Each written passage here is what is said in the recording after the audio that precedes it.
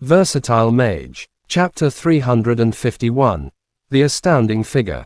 The strong wind blew past as the beast sprinted along. Unlike in the wild, riding the swift star wolf as it sprinted through a developed city was a totally different experience. The tall buildings quickly swept past on the sides, and the beast easily caught up to the running vehicles on the streets. Mo Fan also caught a glimpse of the terrified or jealous gazes of the pedestrians. At a time like this, did Mo Fan care if he had a summoned beast permit for Hangzhou City? As a matter of fact, every city had clearly stated that summoned beasts were not permitted to run freely on the streets to avoid stirring unnecessary terror. The rule did not apply to magicians on duty, as they were given special permits to do so. Mo Fan could not care less about not having the permit, as he believed no one would dare to stop him.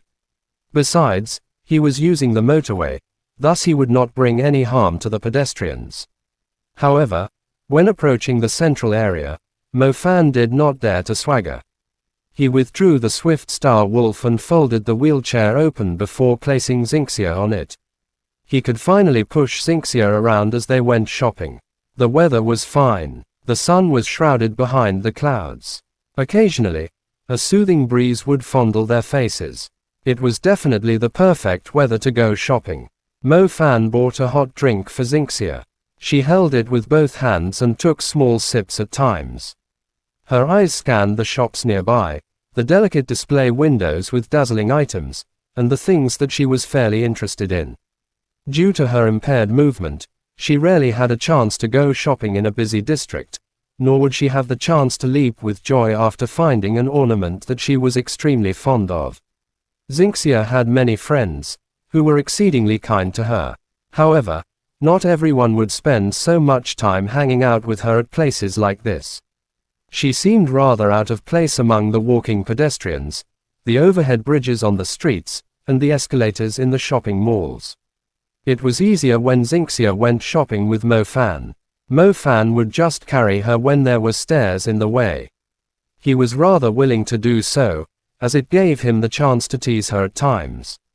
The guy felt a sense of achievement when he saw her blushing adorably. After choosing a garment, Mo Fan pushed Xingxia into the dressing room. "I can do it myself," Xingxia said, leaving Mo Fan outside and pulling the curtain. "It's fine, I wouldn't mind it," said Mo Fan with a shameless grin. For the past 2 years, they had both been busy at their respective schools. They did not meet often, so it had been a while since he last checked on her growth. He had not been fulfilling his role as a brother. Unlike the shameless Mo Fan, Xingxia still had principles she would abide by. No matter how hard Mo Fan tried, she was determined not to let him help her change. Xingxia did not have a problem standing up.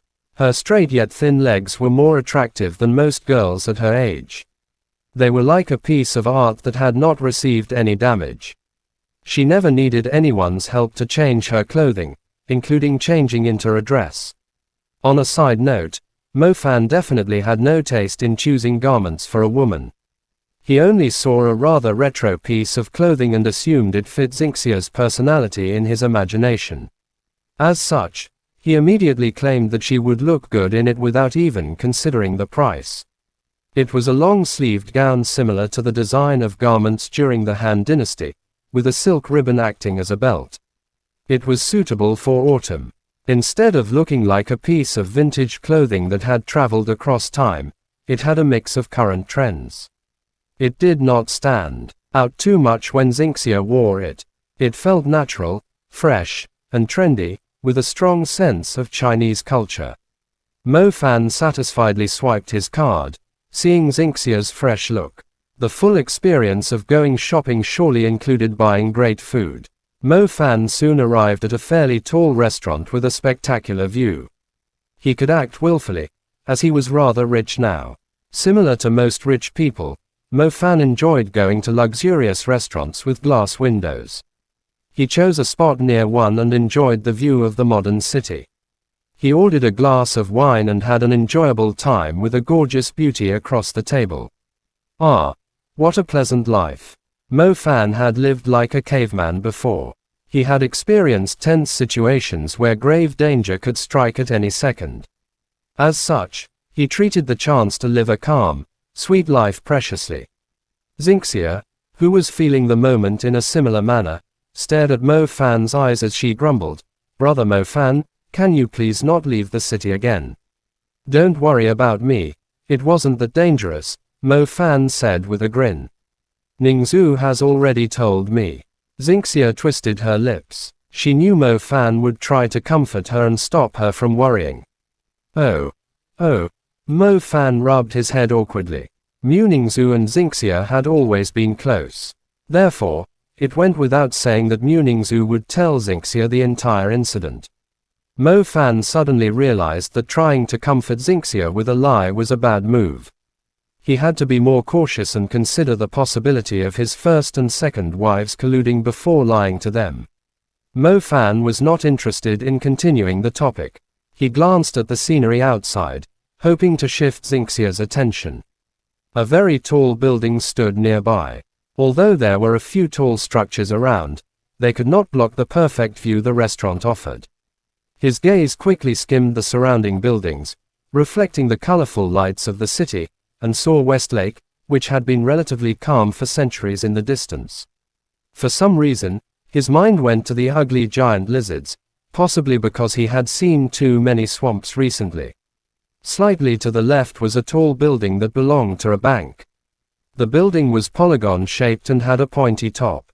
Silver LEDs were spread across it, and it was built mainly with refined glass. From Mo Fan's angle, he could see an outdoor swimming pool with a side glance. The swimming pool was obviously not open to the public. There were only a few girls in their bikinis. Somewhere on his right stood a 5-star international hotel.